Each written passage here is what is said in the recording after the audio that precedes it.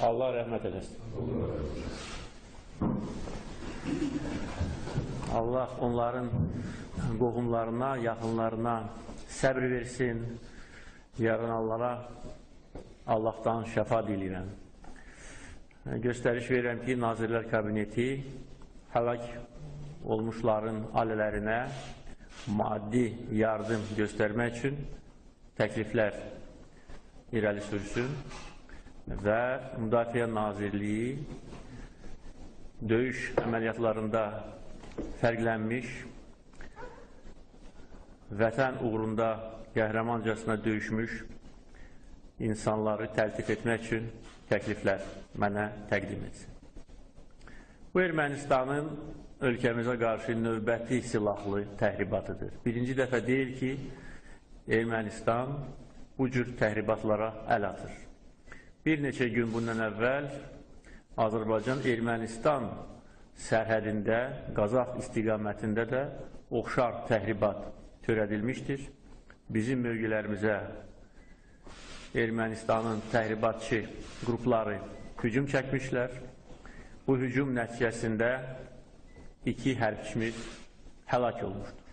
Düşmana layiqli cavab verilmişdir, düşman yerinə oturduldu.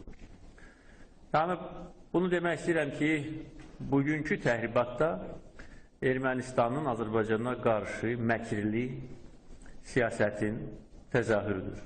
Bugün erməni təhribatı Azərbaycan ordusu tərəfindən layiqincə cavablandırıldı. Düşmənə çox böyük zərbələr endirildi. Düşman böyük itkilər verdi. Müdafiə Naziri bugün daha ətraflı bu məsələlə bağlı məlumat verəcək. Deyə bilərəm ki, sarsıdıcı zərbə vuruldu düşmənə.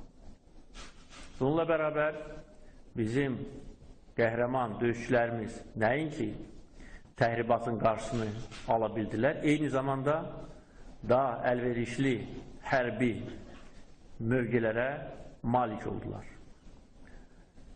Və bugün təmas xəttində Azərbaycanın üstünlüyü daha da möhkəmləndi. Aparılan hərbi əməliyyat nəticəsində, onu da qeyd etmək istəyirəm ki, bu əməliyyat təhribata cavab olaraq aparılmışdır. Biz böyük hərbi qələbəni qazandıq. Bu münasibətlə ordumuzu, bütün Azərbaycan xalqını təbrik etmək istəyirəm. Əminəm ki, bundan sonra da düşmanın bütün təhribatları cavabsız qalmayacaq. Düşmana layiqli cavab bundan sonra da veriləcəkdir. Azərbaycan ordusu buna qadirdir.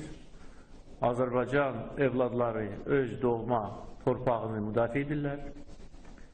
Vətən uğrunda vuruşurlar, şəhid olurlar və bütün şəhidlərimizin xatirəsi bizim ürəyimizdə yaşayır və əbədi yaşayacaqdır. Ermənistanın bu hərəkətlərin səbəbi də mənim üçün sir deyil. Mən dəfələrlə həm Azərbaycan ictimaiyyətinə, həm bu məsələ ilə bağlı olan vasitəçilərə, vasitəçilik edən ölkələrin başçılarına öz fikirlərimi bildirmişdim. Ermənistan sülh istəmir. Ermənistan işğal edilmiş torpaqlardan çəkilmək istəmir. Və bütün səyləri ona yönəldib ki, maksimum status quo-nu saxlaya bilsin. Bu sözlərin kifayət qədər çox sübutları vardır. Danışıqlar prosesi 20 il